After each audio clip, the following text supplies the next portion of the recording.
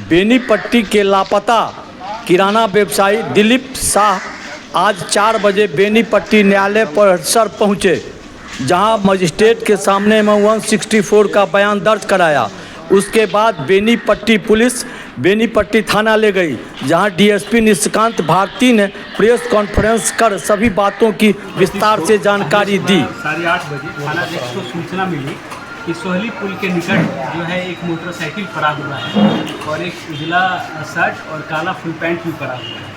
तत्क्षण थानाध्यक्ष के द्वारा मौके वारदात पर पहुंचा गया और जब सत्यापन किया गया तो यह मोटरसाइकिल किराना व्यवसायी दिलीप कुमार शाह पिता स्वर्गीय भाईलाल शाह का था। उसी दिन से हम लोग उनके खोजबीन में लग गए, क्योंकि वहाँ से बगल से ही धौंस नदी गुजरती है। तो हम लोगों ने एसडीआरएफ की टीम वहाँ पे बुलाया, डॉग स्क्वाड को बुलाया, टेक्निकल सेल की टीम को बुलाया और सभी एंगल से हम लोगों ने जांच पड़ताल शुरू किया। उसके बाद इनके परिजन के द्वारा एप्लीकेशन दिया गया, जिसके according Benipatti PS case number 66/25 दर्ज किया गया और हम लोग अपना अग्रतर अनुसंधान स्टार्ट किए। इसी क्रम में 29 तारीख को फ़ोन आया कि उनके जो परिजन हैं उन्होंने अम्बाला से एक फ़ोन अननोन नंबर से फ़ोन रिसीव किया, जिसमें बताया गया कि दिलीप शाह जी से उनकी बात हुई है। और उसके बाद जो है आज मॉर्निंग में वो बेनीपट्टी थाना पहुँचे। जब हम लोगों ने उनसे डिटेल पूछताछ की तो उनके द्वारा यह बताया गया कि वो मार्केट में बहुत ज़्यादा कर्ज ले चुके हैं और जिनके कारण जो सूद पे पैसा लिए हैं वो उनके द्वारा बहुत परेशान किया जा रहा था उनको।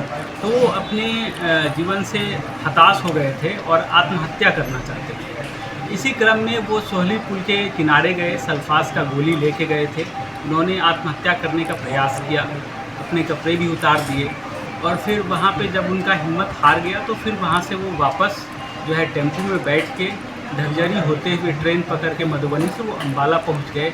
और अंततः जब उनसे नहीं रहा गया तो वो अपने परिजन से संपर्क किए और वापस बेनीपट्टी गए। कहा जा रहा है कि सर उनके चालक ने ही उन्हें दरभंगा तक पिकअप वैन से छोड़ा था।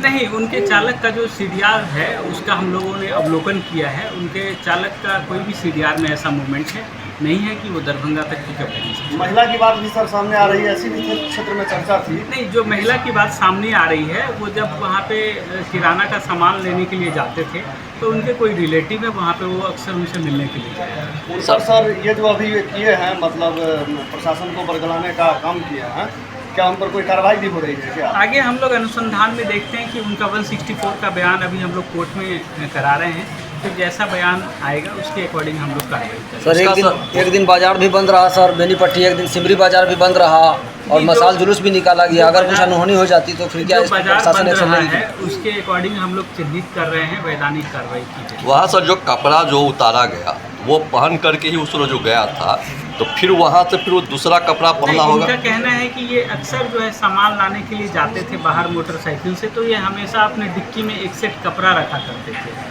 और ये सल्फास का गोली खा के नदी में ही कूदने वाले थे। फिर इनका हिम्मत हार गया, फिर ये दूसरा कपड़ा पहने हैं और फिर वहाँ से फिर अम्बाला के लिए चले गए। सर इनके बरामदगी के लिए विभिन्न राजनीतिक दल जो है सो तरह तरह की बात कर रहे थे। राजद्रोह का मामला होने वाला था, तो क्या इस पर कार्रवाई होगी इस मामले में या नहीं? नहीं, पुलिस अपना काम कर रही थी, उसी के अकॉर्डिंग फिर जो है वो वापस। 29 तारीख को आपने बताया कि सर कि उसके परिजन से बात हुई दिलीप शाह की, क्या इससे पहले उसके परिजन के मोबाइल पर किसी तरह का फ़ोन आया था? नहीं, इससे पहले उनके परिजन पर किसी तरीके का फ़ोन नहीं आया, क्योंकि मोबाइल भी उनका स्विच ऑफ था।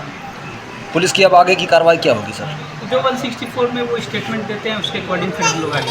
सर बेनीपट्टी में बन रही तनाव की स्थिति की जानकारी उसको थी 4-5 दिन के बीच में जो चीज़ बेनीपट्टी में हो रहा था? नहीं, उनके अकॉर्डिंग उनको कोई भी जानकारी नहीं। और वो अम्बाला गए हैं, इस बात की जानकारी परिजनों को पूर्व में नहीं थी? जी बिल्कुल। ऐसा भी कहा जा रहा है कि होटल वगैरह में अम्बाला की बात गलत है, होटल वगैरह में रुके थे। नहीं, वहाँ पे जो है जिस व्यक्ति के मोबाइल से फ़ोन किया गया था उनसे मैं खुद बात किया था।